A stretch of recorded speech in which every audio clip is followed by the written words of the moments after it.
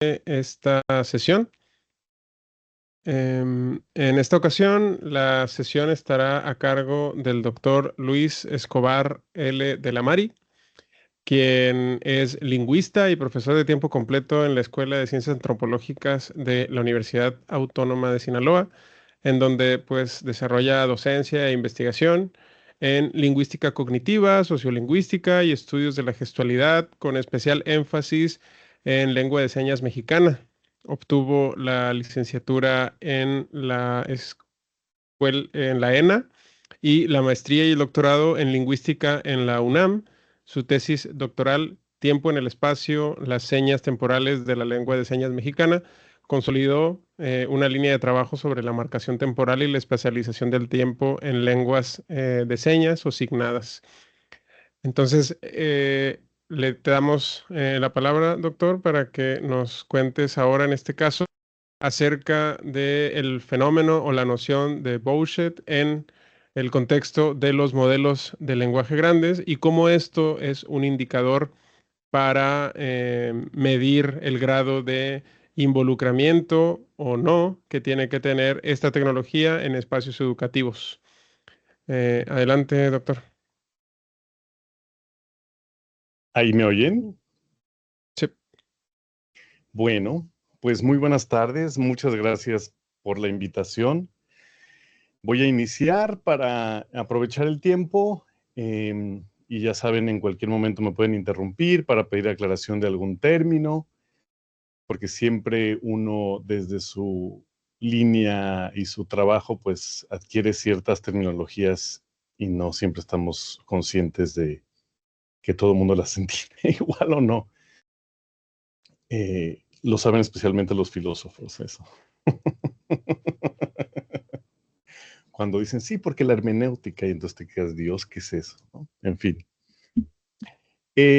Bueno, entonces, el problema del bullshit, el tema que me propuso Juan Diego hablar hoy, es principalmente una atribución de la intencionalidad, ¿no? La intencionalidad con respecto a una idea de verdad. Entonces, cuando una persona que hasta hace no mucho tiempo éramos, digamos, los generadores de lenguaje casi exclusivos, éramos las entidades que podíamos generar textos y discursos visuales casi exclusivos. Cuando una persona está interesada en decir aquello que considera verdadero, pues entonces se considera una persona honesta, una persona franca, una persona eh, con respeto por cierta confianza colectiva o social, mientras que una persona que miente es alguien que puede que conozca bien la verdad e intencionalmente, de ahí no, por ejemplo, la diferencia entre un pecado mortal y un pecado venial, ¿no? Puede que conozca bien la verdad y decida decir lo contrario, si es que eso se puede,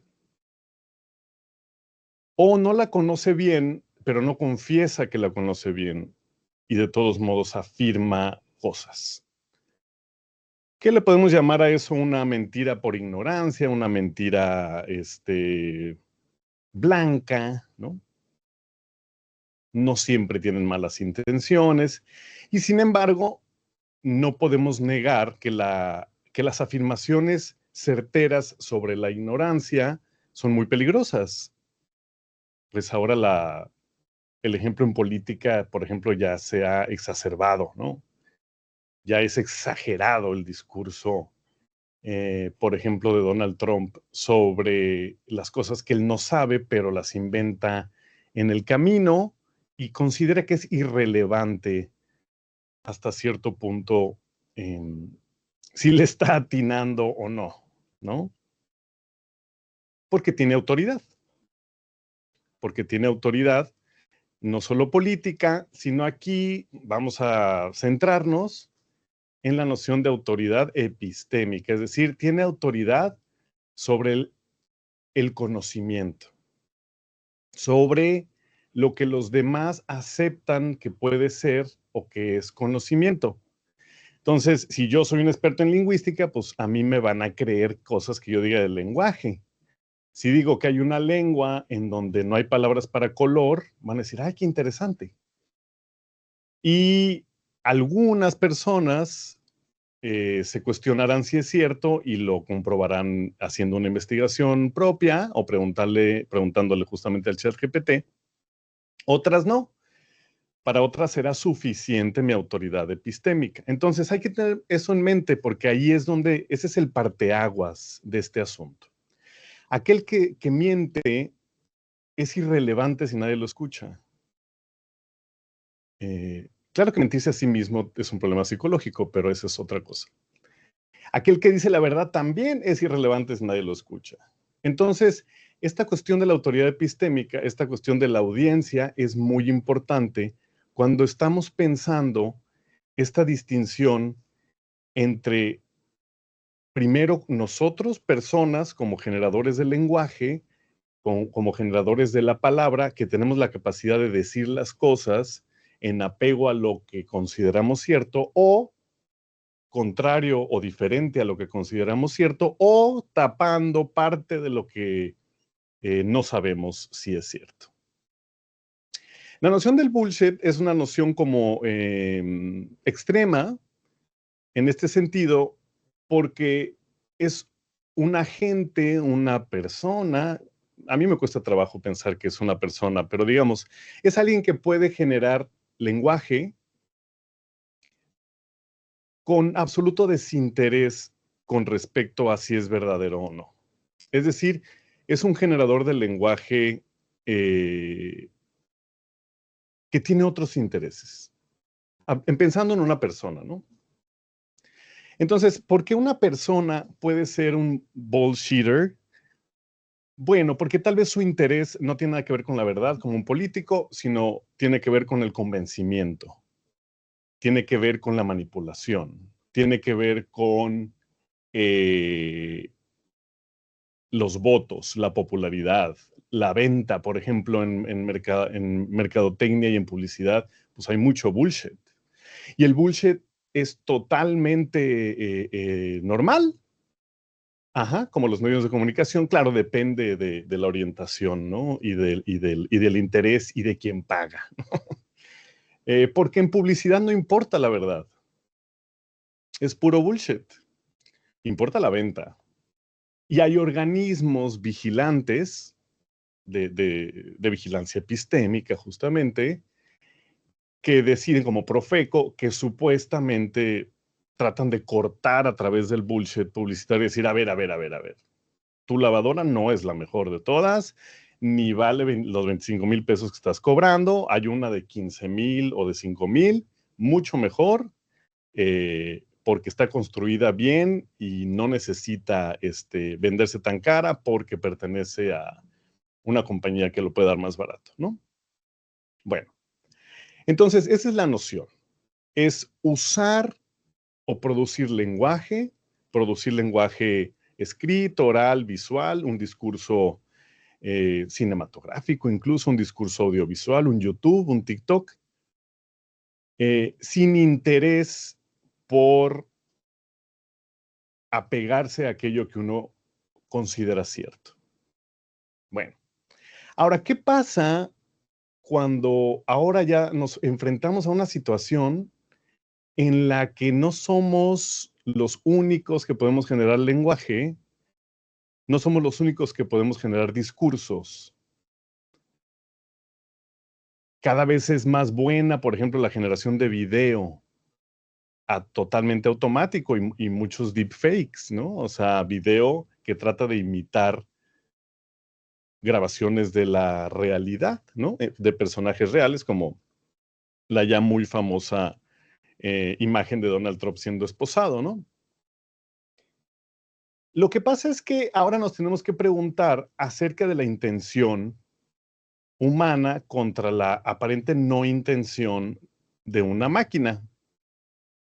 Es decir, una persona puede querer mentir o querer decir la verdad o querer vender y le vale madres cuál es la verdad. Una máquina, vamos a decir, no, ¿no? Un entorno algorítmico no tiene esas decisiones. Entonces, ¿le podemos aplicar la categoría de bullshit? Sí, con esas reservas. Es decir, para mí esta categoría, con la cual no tengo mucha experiencia, la estoy considerando como parte de las temáticas que ha propuesto Juan Diego en este diplomado. Pero si yo, digamos, la reviso, la investigo como lo hice en estos días y la interpreto a lo lingüístico, digo yo, pues es una intención pragmática, que es justo lo que les acabo de describir. Es qué quiere decir el hablante, cuál es su intención, ¿no? Entonces, la intención evidentemente no existe en un entorno algorítmico, ¿no? Una máquina no puede querer o pensamos que no puede querer cosas. Entonces, se le puede atribuir la categoría de bullshit en tanto es equivalente a no querer decir la verdad o no interesarle la verdad en lo más mínimo. Pero no querer decir la verdad o no interesarle la verdad es una intención. Bueno, entonces esta es la introducción a la ubicación del término, ¿no?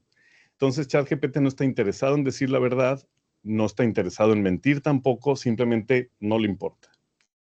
Es un generador textual.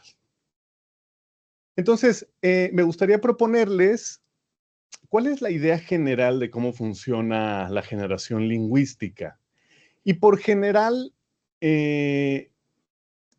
no me refiero a que sea la mejor, pero digamos que sigue funcionando como modelo tanto para entender lo que hace una computadora como para entender. ¿Ahí se está viendo? ¿Sí? Sí, sí, sí. Es que esto funciona distinto al Meet, porque en el Meet vería yo también lo que estoy compartiendo junto con las ventanitas. Bueno, ok, entonces, en términos generales, eh, el modelo de cómo se genera el lenguaje lo divide en dos cajas. Fíjense sobre todo, esto no tiene aquí herramientas de anotación, ¿verdad? Plumita y eso, no. Creo que no. No. Sin defectos. Bueno, entonces lo voy a tener que. ¿Aquí se ve el cursor o no? Sí, Ah, perfecto. Entonces, principalmente fíjense en la cajita que está aquí arriba a mi izquierda. Principalmente la manera en la que se piensa que se genera un lenguaje, incluso la manera en la que se pensaba, sobre todo a mediados del siglo pasado, pero que sigue teniendo relevancia hoy, es que tenemos dos componentes básicos, digamos, en la cabeza, ¿no? Ahora, decir en la cabeza ya me estoy adelantando 30 años, pero síganme. Porque originalmente, pues no estábamos suficientemente avanzados en los 50s y en los 60s como para atribuírselo al cerebro, pero como nosotros ya estamos en la época de la neurociencia, entonces esa es la metáfora que nos gusta y que acostumbramos. Entonces, digamos que el modelo del lenguaje es que ocurre en el cerebro y que en el cerebro hay dos grandes componentes. Uno, que es esto que se llama el mental lexicon. ¿Un lexicon qué es? Un lexicon es un diccionario. Entonces, imagínense que son todas las palabras que yo me he aprendido a lo largo de toda la vida. Y hay estudios de avance léxico, de explosión léxica, le llaman algunos, en donde se ve cómo en efecto, a lo largo de la vida, una persona es capaz de reproducir o de mencionar o de entender más palabras que antes. Es decir, sí es acumulativa la cosa. De hecho, no es perfecto y la verdad es que está bastante mal ya a estas alturas, pero en algún momento se medía el aprovechamiento escolar o el desarrollo normal en términos de lo lingüístico y de lo educativo, se medía tratando de contarle a los niños cuántas palabras tenían o cuántas palabras entendían o cuántas palabras eran capaces de memorizar por esta idea, justo, o sea, de que nos parecía muy natural medir así, porque pues así funciona, ¿no? Ese era el modelo que se ha tenido un poco desde los 60s y sobre todo tuvo su auge en la segunda mitad del siglo pasado. Entonces, ese es el diccionario que todos tenemos en la cabeza, ¿no? Que va creciendo, creciendo y creciendo. En otras culturas resulta muy importante, por ejemplo, no solo por la cuestión escolar, sino por la cuestión de la identidad cultural. Por ejemplo, en el alfabeto ideográfico chino, en el alfabeto también japonés. Ya ven que hay miles de kanjis, ¿no? Que son estos ideogramas y se mide, digamos, el expertise también de la educación de las personas en el número de kanjis que son capaces de manejar.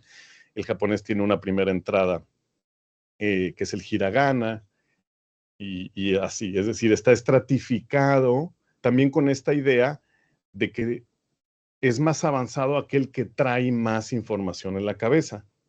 Ese es el léxico mental. Ahora, todos quienes hemos estado involucrados en el asunto educativo, sabemos que la memoria pues ya ha perdido prestigio, ¿verdad? Eso de lo memorístico ha perdido prestigio por varias razones que no es este el contexto para discutirlas, pero la principal es que no es una buena explicación del conocimiento. Es una mala explicación del conocimiento. Alguien que tenga muy buena memoria no quiere decir que es una persona más hábil con la información que maneja y sobre todo con la aplicación de esa información en términos no solo prácticos, sino también sociales, sino también emocionales, etcétera. Y todo este modelo que tenemos ahora de las inteligencias múltiples, que evidentemente supera con mucho a la pura parte memorística, que sería puramente verbal. Es decir, sería como seguir pensando que la inteligencia verbal es lo más importante y punto, ¿no?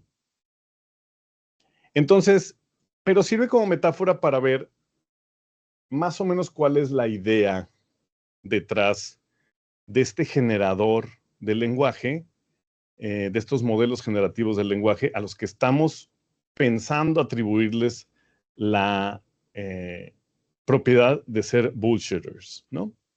Bueno, entonces tengo el diccionario y junto con el diccionario tengo las reglas, la gramática, ¿no? Esto que aquí en la imagen dice phrase structure rules, tengo la gramática. Entonces, digamos, imagínense que tengo un diccionario en donde tengo un montón de palabras, entre ellas casa,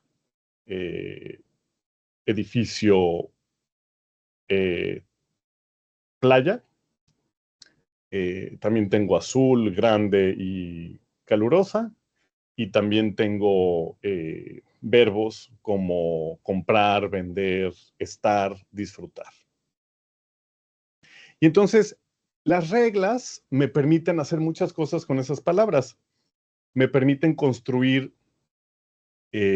frases o oraciones como yo vendí mi casa, yo disfruto la playa calurosa, mi casa es azul y grande. Y no puedo construirlas de cualquier forma. Es decir, no puedo decir mi azul casa y grande, no puedo decir vendí casa yo en español, ¿no? En otras lenguas como el inglés, sí puedo yo tener esos otros órdenes que no puedo tener en español. En inglés sí puedo decir the red car, en español no puedo decir el rojo carro, ¿no? Etcétera. Y hay lenguas que tienen órdenes todavía más locos. Entonces, ese es el modelo básico.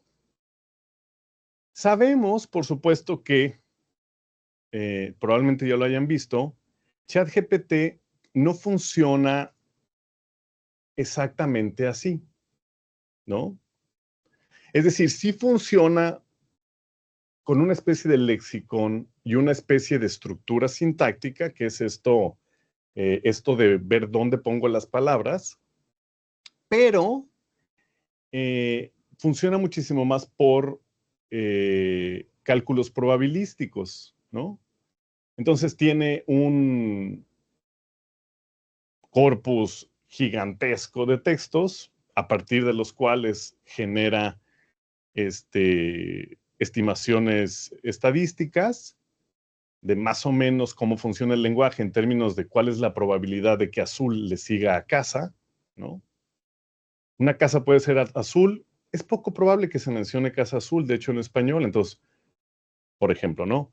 Le asignamos un 15% de probabilidad. Pero ¿qué tan probable es que una casa sea grande? Pues sí es más probable. Ahora, ¿qué tan probable es que una casa ni se le ponga un adjetivo? Pues tal vez es lo más probable en español que nunca le pongamos adjetivo a casa, sino la usemos sola como vendo mi casa, quiero casa, el casado casa quiere, la casa de al lado, y normalmente no digamos casa grande o casa azul, ¿no? Entonces, funciona más o menos así, sí, pero no exactamente así. No es nada más un sistema de reglas sobre un diccionario, sino que lo que realmente tiene, por decirlo de alguna manera, lo que tiene ChatGPT dentro de él es este sistema de patrones estocásticos o probabilísticos de qué es lo más probable que ocurra, ¿no? Pero bueno, es prácticamente lo mismo en términos de lo que nosotros estamos hablando. A ver. Bueno, ¿cómo funciona el lenguaje en términos de una máquina? ¿No? ¿Qué es diferente a cómo funciona para una persona? Aunque quisiéramos igualarlo, no es lo mismo. Es decir, una máquina ve partes y reglas para pegar esas partes. Una persona no funciona así, aunque se quiso pensar que así funcionaba una persona, sobre todo en los 50, 60, ¿por qué? Porque es cuando, por ejemplo, Noam Chomsky, Norbert Wiener y toda la banda esta del MIT, pues traían de modita el modelo cibernético, ¿no? O sea, traían de modita la metáfora de la computadora. Y entonces les pareció buenísima metáfora para explicar cosas como la mente y como el lenguaje. Y entonces, no es mala metáfora, pero mientras no se nos olvide que es una metáfora.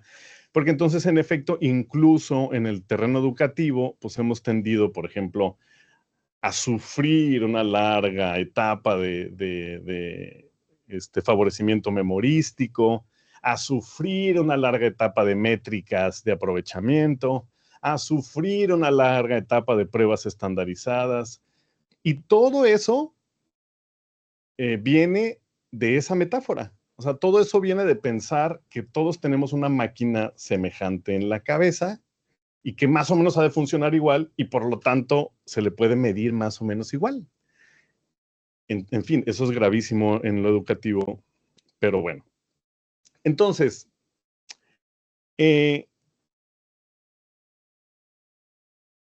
¿cómo funciona el lenguaje para una persona? Bueno, déjenme primero compartirles rápido esta imagen clásica que tiene que ver con de qué está hecho en términos del análisis el lenguaje, ¿no? Entonces, si seguimos un poco con la metáfora esta de la máquina, del el lexicón y el sistema de reglas, entonces podríamos pensar que para armar un lenguaje necesitamos los sonidos, ¿no? Que es esta parte de la fonética y la fonología, los sonidos, y luego los sonidos arman partecitas que empiezan a tener significado, que son los morfemas, por ejemplo, pero los morfemas son menores a la palabra, ¿no? En una palabra como casa, yo tengo una raíz y una serie de cositas que le puedo pegar que ya significan cosas. Por ejemplo, la pura letra R en español no significa nada. Es un sonido, evidentemente es un sonido, pero no significa nada. Sin embargo, la S sola sí significa cuando la pongo en casa y se la pego al final, le pongo casas. Entonces la S, que es solo un sonido, ahí ya me está cambiando el significado. Ya no es una casa, son varias casas. ¿Cuántas? ¿Quién sabe? ¿No? El problema de la pluralidad es otro asunto. Entonces eso ya es morfológico. Y luego ya tengo las palabras, ¿no? Que es como que la unidad clásica en la que pensamos cuando pensamos en significado, pues para eso tenemos diccionarios, ¿no? Para atrapar los significados básicos. Casa quiere decir unidad habitacional monofamiliar, bla, bla, bla. Y luego tengo la sintaxis, que si están viendo bien la imagen, pues es como este círculo naranja o rojo, depende cómo lo vean, depende del render de sus pantallas. Que la sintaxis lo que se encarga es como estas reglas de la estructura en donde se deciden dónde van las palabras. Como les decía, si pongo casa la azul vendí, pues no es español, pero si pongo vendí la casa azul, sí es español. Entonces el orden importa. Generalmente, el centro de la operación de un modelo computacional del lenguaje es sintáctico. Por eso necesita tener palabras guardadas en un lugar, porque lo que realmente sabe hacer es ponerlas en orden y seguirlas poniendo en orden y luego calcular qué otros órdenes de palabras y en qué orden le pueden seguir a esos órdenes que ya tuvo. Es decir, es un calculador gigantesco porque pues puede hacer esos cálculos de páginas y páginas y páginas de texto generado. Pero básicamente eso es lo que está haciendo, trabajando a nivel sintáctico. ¿Qué sería trabajar a nivel morfológico? Sería decidir, por ejemplo, si está bien decir yo vendes tu casa, ¿no? Pues no, porque yo sería yo vendo tu casa o tú vendes mi casa. Entonces la forma del verbo, que esa es la parte morfológica, la forma del verbo no está bien. Entonces ahí, digamos, ChatGPT tendría que saber cómo se conjugan bien los verbos. Pero es más fácil funcionar en términos probabilísticos porque ¿qué tan probable es en español que alguien diga yo vendes tu casa? Pues muy poco o cercano a cero porque no es una conjugación adecuada. Entonces como que es una manera más fácil de resolverlo. Bueno, y aquí viene el meollo del asunto ahora sí. Junté sonidos, luego junté en partecitas que ya significan cosas, y luego junté palabras, y luego esas palabras las junté en frases y oraciones. Ahora, normalmente en lingüística se dice que hay un nivel que es la semántica. La semántica es el nivel donde está el significado. Pero la verdad es que los lingüistas nunca han sabido qué hacer con la semántica. Tan es así que buena parte de la historia de las ciencias del lenguaje se ha centrado en la sintaxis.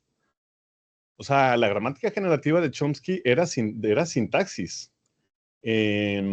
Las metáforas sobre cómo se forma un lenguaje tienden a ser sintácticas. ¿Por qué? Porque es lo que es controlable, es lo que yo puedo operar a partir de reglas, hasta 1950, 60, y a partir de 1950 o 60, a partir de algoritmos, es decir, reglas que se pueden meter en computadoras y se pueden automatizar cosas. ¿Y por qué la sintaxis siempre ha sido un problema?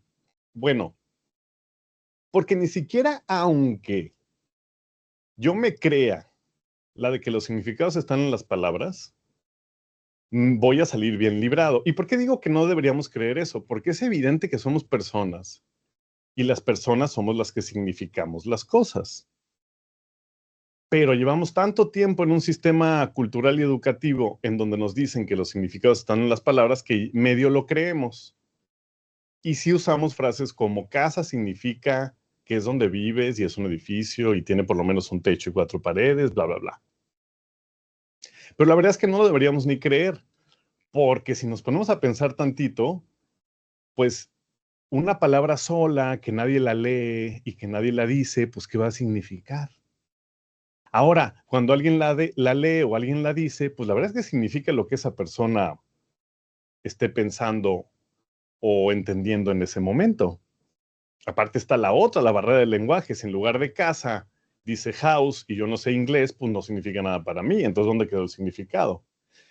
Entonces, bueno, siempre ha sido un problema. Ahora, a partir de que se empezó a hablar de la mente y se empezó a hablar del cerebro, la semántica tomó un papel central porque se dijo, bueno, sí, la semántica entonces no está en las palabras, pero entonces está en el cerebro de las personas. Es decir, todos tenemos conceptos que están asociados a palabras. Entonces yo tengo el concepto de perro, puedo decir la palabra perro o escuchar la palabra perro y se me activa el concepto de perro. Y entonces por eso todos coincidimos en entender más o menos qué es un perro. Eso no está tan mal. Tiene sus problemas, tiene muchos problemas. Voy a mencionar uno solo nada más porque igual no es el tema, pero si yo digo que tengo el concepto de perro, uno, no hay manera de ubicarlo, no hay manera de saber dónde está, es nada más una metáfora. Nadie sabe dónde está el lenguaje en el cerebro, ni la memoria. Pero el problema es que cómo explico que podamos tener tan distintas ideas de perro entre distintas personas dependiendo de nuestra experiencia y aún así nos entendemos. ¿Cómo explico que haya lenguajes en donde no exista la idea de perro? ¿Y cómo trato esa relación entre la persona que no tiene palabra para perro, porque en su lengua no existe, porque en su entorno no hay perros, y la mía? Diría yo que le falta una palabra, y entonces ahí empiezan problemas discriminativos y de violencia lingüística.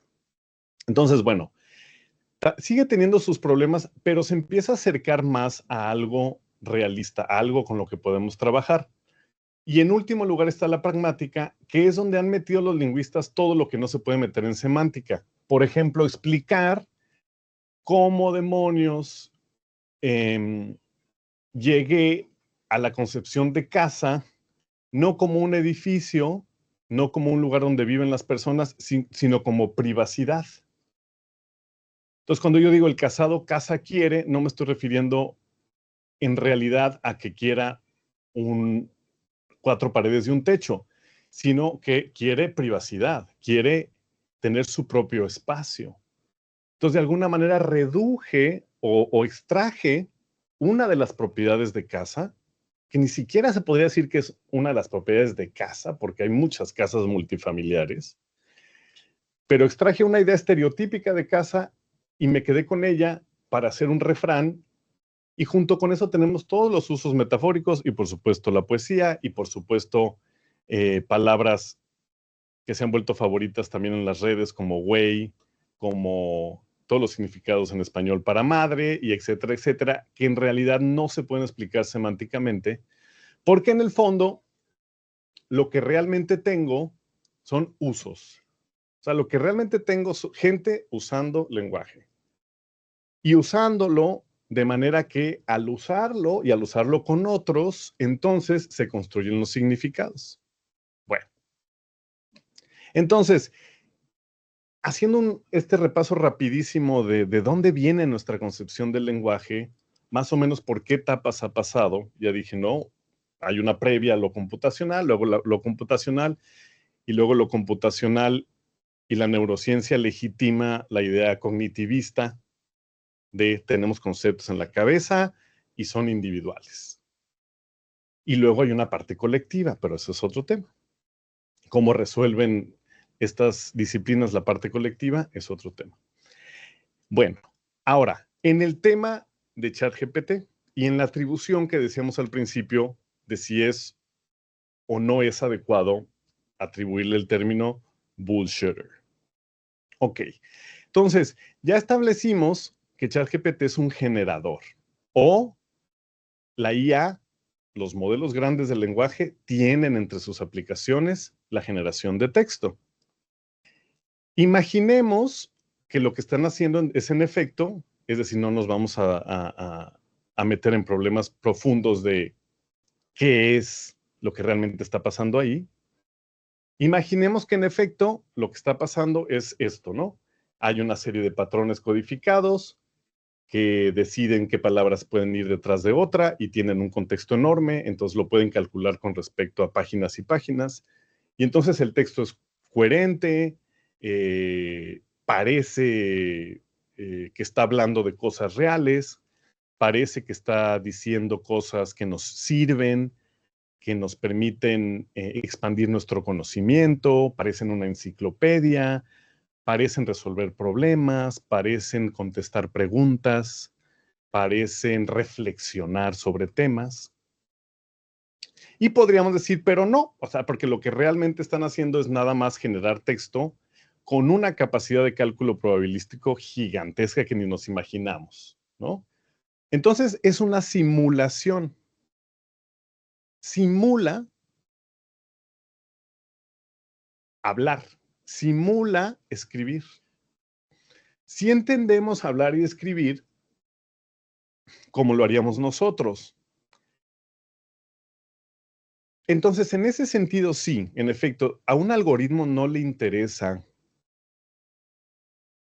si está escribiendo conocimiento verdadero o si está escribiendo cosas que son verdad o no. Necesita mecanismos de vigilancia epistémica. Necesita mecanismos de, a ver, ya te estás equivocando. O, oye, lo que estás diciendo es totalmente falso, no tiene nada que ver con lo real, y entonces se disculpa, ¿no? Dice, ay, perdón, si es cierto, me equivoqué. Entonces parece hasta sentir vergüenza. Ok. Entonces establezcamos que eso es así. Entonces, si nos quedamos en esa definición y nos quedamos en esa imagen, pues en efecto, la acción, el llamado a la regulación de los generadores de texto o de la propiedad generativa de texto de los grandes modelos del lenguaje sería regular, vigilar, uso responsable, tarara, tarara, ¿no? Podríamos quedarnos en ese nivel, ¿no? Ese es el nivel cómodo. Ahora viene el nivel incómodo, que es que atribuirle a ChatGPT un problema con respecto a la verdad es atribuirle alguna propiedad de generación de significado. Porque las palabras no significan nada para ChatGPT. Entonces ChatGPT no está ni mintiendo, ni diciendo la verdad, ni siquiera tiene la intención de simple y sencillamente tirar rollo, ¿no? Que sería propiamente el asunto del bullshitting. Es decir, a un político no le importa la verdad, pero le importan los votos. A un merolico que vende un producto milagro en la plancha del Zócalo, no le importa la verdad, pero le importan las ventas, le importa qué tanta gente acumula. Cada vez, por ejemplo, que un grupo de rock inicia su concierto diciendo, hola México, es el país más bonito del mundo, sabemos que estás diciendo bullshit. ¿Por qué? Porque eso lo dicen cada concierto. En Viena, en Roma, en Bangkok, en Sao Paulo, lo va a decir, Sao Paulo, qué ciudad más bonita del mundo, mi ciudad favorita. Entonces, pero la pregunta es esa. Sabemos que está mintiendo, o sea, sabemos que está bullshitting y de todos modos estamos dispuestos al juego como espectadores de ese concierto, porque es parte de la dinámica. Entonces, lo que no podemos hacer como personas que estamos reflexionando y decidiendo, por ejemplo, políticas públicas, lingüísticas, educativas o estrategias de enseñanza-aprendizaje, pedagógicas o didácticas, es ignorar el hecho de que nuestra relación con la verdad es muy variopinta. Que nosotros, como parte de nuestra vida, tenemos el bullshit. Por ejemplo, en la complacencia social. Por ejemplo, en las formas de cortesía. Por ejemplo, en el punto medio que a veces es necesario para lograr que un equipo trabaje bien, ¿no? En los procesos educativos también, we're totally bullshitting people. O sea, cuando alguien hace un trabajo, pero hizo su mejor esfuerzo, ¿no? Decimos, está muy bien, Juanito, ¿no? Muy bien, es la verdad.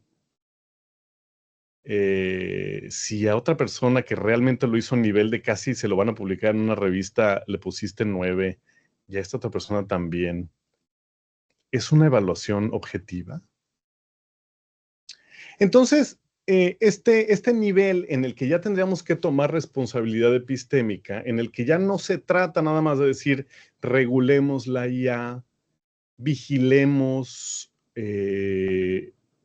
la veracidad, vigilemos la manera en la que presenta los contenidos, sino más bien lo que tendríamos que pensar es por qué le hemos dado tanta autoridad y por qué le seguimos dando autoridad y por qué nos gusta la autoridad que le otorgamos. Por ejemplo, pensemos, con el tiempo que me queda, pensemos en la escritura. Cuando algo está escrito históricamente hablando, nos parece más probablemente cierto que cuando algo solo está dicho. Por ejemplo, está otro ejemplo de autoridad epistémica es cuando algo está dicho en la tele, y hay memes de eso, ¿no? Mamá, no es cierto que Juan Gabriel siga vivo. ¿Cómo no? Lo dijeron en Ventaneando, ¿no? Entonces, esa es autoridad epistémica en su más pura expresión.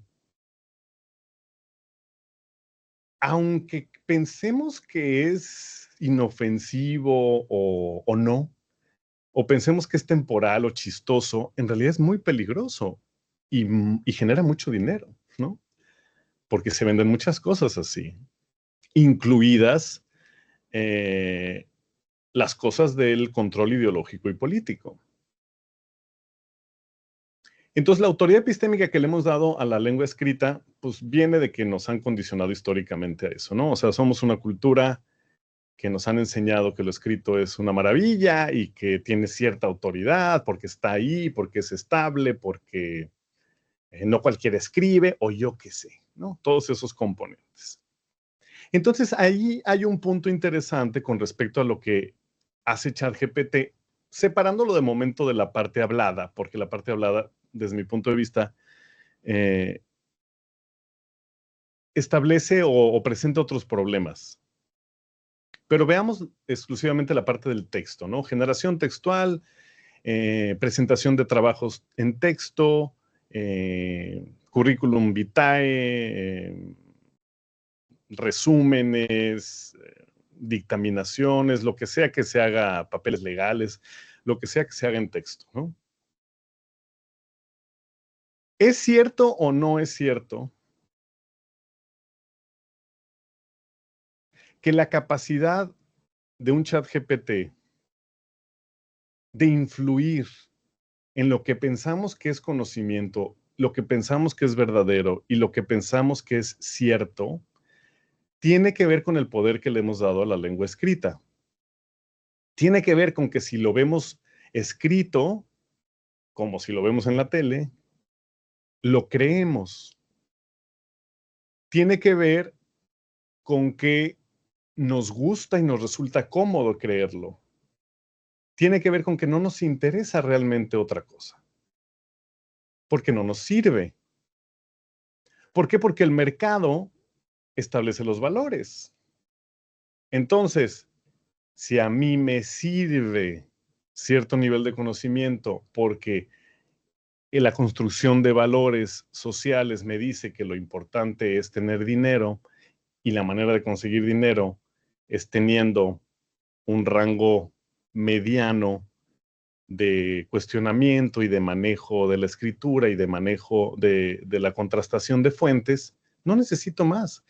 Por el objetivo que el sistema me ha significado. Y claro que no es un sistema abstracto, es la familia, la tele, los medios, la cultura, todo.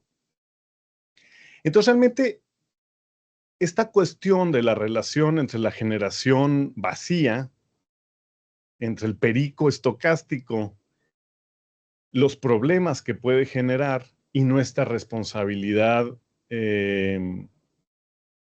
como agentes, conocedores, interpretantes, significadores, pues va mucho más allá que enmendarle la plana a una herramienta o a un fenómeno tecnocrático, tecnofeudalista, como dicen, imparable. O sea, no es nada más aprender a ver qué hago con esa ola gigantesca que se me viene encima. Es sobre todo preguntarme, ¿por qué estoy parado en la playa? ¿Qué me tiene ahí detenido como los venados que ven venir los faros de un coche y se quedan congelados? ¿Qué me tiene ahí detenido preguntándome, ¿qué haré con esa ola? ¿Por qué no nada más corres? ¿Por qué no nada más renuncias? ¿Por qué no nada más le quitas toda la autoridad al chat? ¿Por qué no nada más te diviertes con él? ¿Por qué le crees todo? ¿No? Esas son las preguntas que realmente, desde mi punto de vista, inciden en el camino que podemos transitar hacia tomar la responsabilidad como personas que vivimos en un momento en el que eso existe y personas que vivimos en un momento en el que le hemos dado existencia a eso. Porque a final de cuentas, si uno revisa, haciendo un fast forward de toda la historia de los estudios lingüísticos del lenguaje, psicológicos y cognitivos, si uno revisa toda la historia y entiende en qué punto estamos hoy, en términos de qué es significado, qué es lenguaje, nos vamos a dar cuenta que no hay significado si no hay diálogo, no nada más si no hay personas, o sea, no hay significado si no hay interacción. Y entonces la generación textual puede ser una parte, como abrir un libro, pero todo lo que se entiende, todo lo que se interpreta es responsabilidad de las personas. Y no nada más eso. La forma en la que este gran modelo del lenguaje avienta lenguaje es una forma que se ha generado en el seno de un sistema de mantenimiento del poder cultural. Es una forma que le conviene a una clase. Es a una clase social, económica, ideológica, ¿no? Como dicen muy comúnmente ahora en la era de las aplicaciones digitales, si no te cuesta, entonces el producto eres tú. Es decir, si una tecnología que podría haber seguido en manos exclusivas de la inteligencia militar como estuvo los últimos 30 años, de repente se hace pública y de repente todo el mundo la tiene en sus celulares. Uf, qué bueno que todo el mundo la tiene, qué padre, para el beneficio de la humanidad, ¿no? Ya ven que OpenAI empezó Open porque era una empresa originalmente de acceso abierto en sus códigos y tal, y de repente dijo Nel, ¿no? No sé si dijo Nel, esto es un excelente negocio, o más bien dijo, bueno, es hora de confesar que esto es un negocio. Entonces, todas esas preguntas son importantes para ver cómo tratamos nuestra relación con este agente generador de texto y de habla, y muy pronto también de personas en videollamadas. Y otra pregunta que resulta muy interesante, ya la dejo ahí sobre la mesa para cerrar, sería, hay personas, pensadores, filósofos y tal, que dicen, ChatGPT es una simulación del lenguaje, simula hacer lenguaje. ¿Por qué? Porque no tiene cuerpo,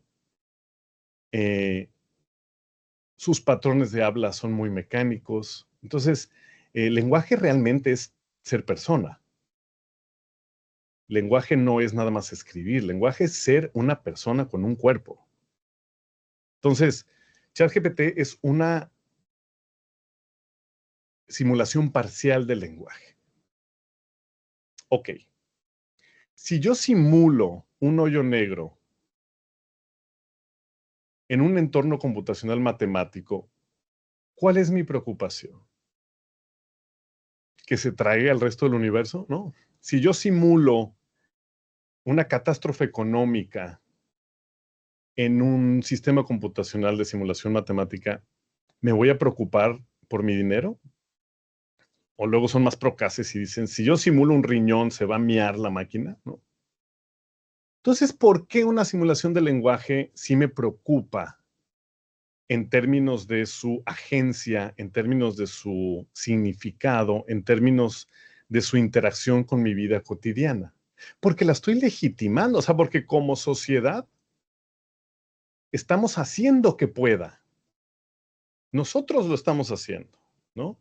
Las simulaciones no pueden atravesar la barrera de la corporalidad todavía, es decir, ChatGPT no tiene cuerpo y aún teniendo cuerpo habría otros problemas para otorgarle cierta agencia sobre los procesos sociales, educativos y culturales.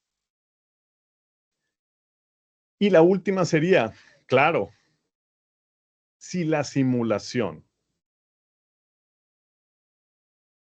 manteniéndola en el terreno de lo escrito y de la generación de audio, por ejemplo, o bueno, video digital, ¿no? Como si fuera un Zoom, pero con un chat GPT. Si la simulación, como probablemente suceda, llegara a ser tan buena que fuera totalmente indistinta de una persona, ¿cuál sería el problema? Es decir, la propiedad de tener agencia, sobre todo en terrenos académicos y educativos. No sé, en terrenos terapéuticos y clínicos, esa es una cuestión que no me atrevería a elaborar, porque no tengo experiencia clínica ni soy psicólogo, aunque me guste el tema y tenga yo una idea general.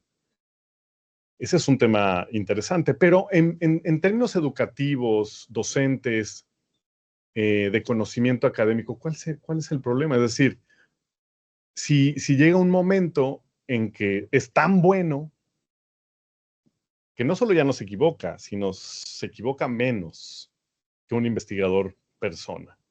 ¿Y por qué puede pasar esto a pesar de que un investigador persona sea una entidad real, tenga cuerpo, perciba, sienta? Porque en la academia y en el sistema educativo no importa tener cuerpo, no importa sentir, no importa tener emociones, no importa ser creativo, no importa nada de eso. O sea, el sistema educativo está hecho para las máquinas.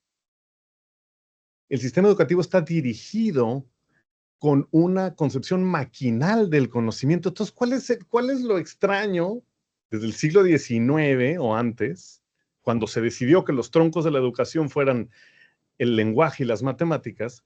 ¿Cuál es lo extraño de que ChatGPT y otros modelos de generación lingüística o generadores de lenguaje estén barriendo? Pues si se les preparó el terreno desde hace 200 años. Porque si aquello que importa, que es a lo que llamamos humanidad, agencia, persona, nunca le ha importado al entorno académico y educativo, a excepción de las áreas de las artes y etcétera, ¿no? Entonces, ¿cómo podemos estar quejándonos de que estamos perdiendo la batalla por ejemplo, de la gentrificación, ¿no? O sea, si todo el sistema está hecho para que el que tenga más dinero pueda tener el control del balance de precios, entonces, ¿por qué nos quejamos de que lleguen los europeos y los gringos y de repente las rentas se dupliquen? Pues el sistema está hecho para eso. Entonces, eh, insisto, ya para cerrar, hay un nivel en el que la preocupación puede resolverse con uso responsable, con vigilancia epistémica, con triangulación de fuentes, como nos encanta decir. A ver, no le creas nada más al chat, ve a la fuente, no te acostumbres nada más a que el chat te lea el artículo o el libro, ve al libro. Aprovecha la velocidad a la que te procesa el conocimiento, pero no dependas de ello, no te acostumbres. Pero de verdad, o sea, ¿cuándo no nos acostumbramos al Internet? ¿Cuándo no nos acostumbramos a la velocidad del mail? ¿Cuándo no nos acostumbramos a la velocidad del WhatsApp?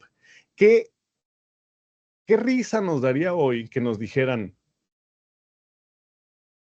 cuidado con la velocidad del WhatsApp, deberías conservar la tradición de mandar cartas por correo? ¡Ja, ja, ja, ja, ja! ¿Por qué?